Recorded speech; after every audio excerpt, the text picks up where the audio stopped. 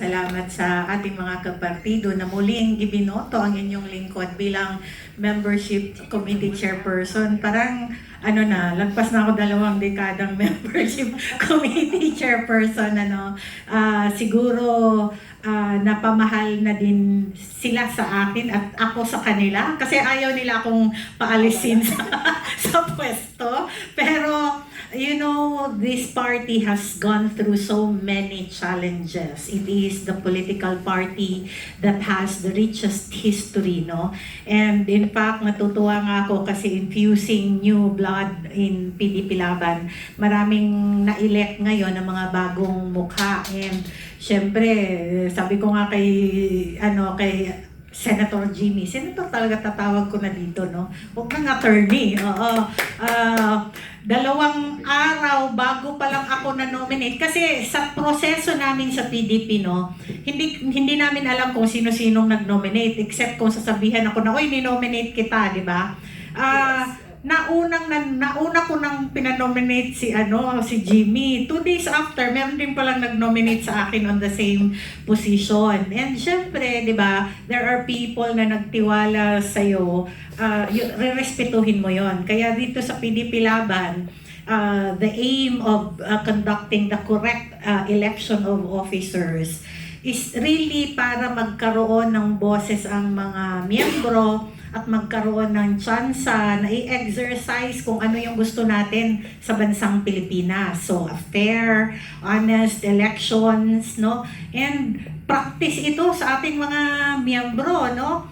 And doon sa katanungan ni Penny, no, na ano ba yung mga nilalatag natin, unang-una, nilatag ko na during the National Assembly, na nais ng PDP Laban mapalawak pa ang serbisyo sa kanyang mga miyembro. We are the only political party na 95% of its membership are non-politicians. Kaya naglatag po ang membership committee ng panukala na mag-register ang partido ng party list. Kasi kung napapansin ninyo, medyo na yung party list system eh. Ang mga tumatakbo, mga kontraktor, mga mayayaman, mga dynasty, hindi naaalagaan yung tunay na mga sektor. And dito sa PDP Laban, sa sobrang dami ng miyembro natin, there are a lot of sectors in our political party na hindi na-address yung mga needs nila. That is why I have proposed, and nagagalak naman ako that it was approved by the National Assembly, that we will register a party list for our sectoral representation, no, in Congress. Kasi nawalan ng boses nga eh, di ba? Para silang sindikato sa pag sinabi ng speaker na ganito, lahat na sila subaybay doon sa kung ano sinabi ng speaker. So, PDP Laban would like to have a real voice of the people in Congress. Pangalawa na matagal na naming pinag-usapan ni Senator Jimmy, yung online orientation of members. We are developing this already, and hopefully before the end of the year ay ma-launch namin itong online for associate members. Kasi kailangan pa rin na yung full membership dapat may physical attendance to the basic membership seminar. Pangatlo, magandang balita kasi at ito na sabi ko na rin ito sa leadership before, para sa ating mga, kasi di ba, isa sa mga struggles ng mga ordinaryong mamamayang Pilipino, ang hirap magbukas ng bangko. Kasi sobrang dami ng requirements, ganyan, and we would like this to be available to our party members.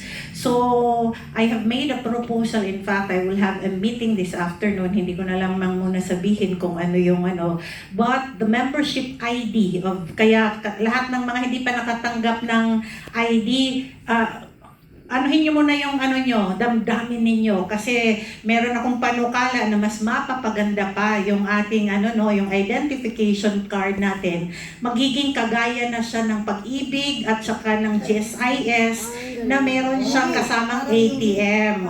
Parang UMID, di ba? So, para hindi na kayo mahirapan ng ng pagbubukas ng inyong bangko na pwede kayong maka-access ng inyong pera, the membership ID of PDP Laban will now come with an ATM card. So yun yung natin, no? And may yung 100 pesos na ibinayad nila, yun yung laman. Oo, kasi nabayad kayo ng 100 pesos, di ba? So imbis na yung 100 pesos, that's going to be your initial deposit to your Pero ito pa yung pagkagandahan dito sa proposal natin, hopefully ma-approve. Like for example, if you will have a 10,000 deposit, you will also have a limit for your credit card. Oh, di ba? So magkaroon ka ng credit accessibility through your So it's both a debit credit identification card. Wow. Excited ba kayo dito? So yan yung natin, no, na hopefully mas maganda ang pag-uusap namin sa magiging kapartner natin so that our members will have opportunities for livelihood.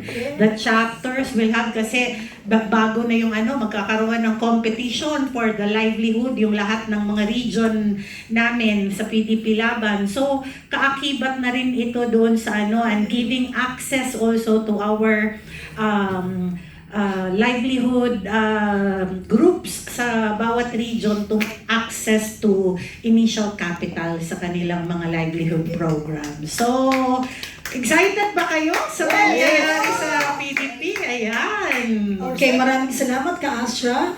Napakaganda ng bago mong balita para sa ating mga kasamahan at kapartido sa PDP. Yan talaga ang dapat nating abangan. At hindi lamang tayo dapat mag-abang, kundi dapat mangulit sapagkat ito ay talaga namang malaking kapakinabangan sa nakararami. Lalo na yung mga miyembrong maraming katanungan. Ang susunod namin itatanong sa inyo, magkano na ba ang laman ng card nyo? At syempre bago pong lahat, syempre dito mabubuo sapagkat bilang parte rin po ng atin pong partido, ako po ay nagpapasalamat din po sa inyo sa tiwalang muli at paulit-ulit na ibinigay sa akin. Maraming salamat sa lahat ng kapartido, hindi lamang po sa NCR kung saan po ako nang maitatalaga ngayon, bagkos sa Luzon, Visayas at Mindanao na kahit papano nakapukaw ng atensyon at napagkatiwalaang maiboto sa dalawa pa pong napaka-importanteng komite. Lubos po ang aking pasasalamat sa inyong pagtitiwala. Noong nakaraan po kasing eleksyon, hindi po alam ninyo or hindi lingid sa inyong kaalaman, medyo nakapagbigay ako ng problema sa Nomelec. Sorry na. Noong nangyari po ito, 3 posisyon po ang naipagkatiwala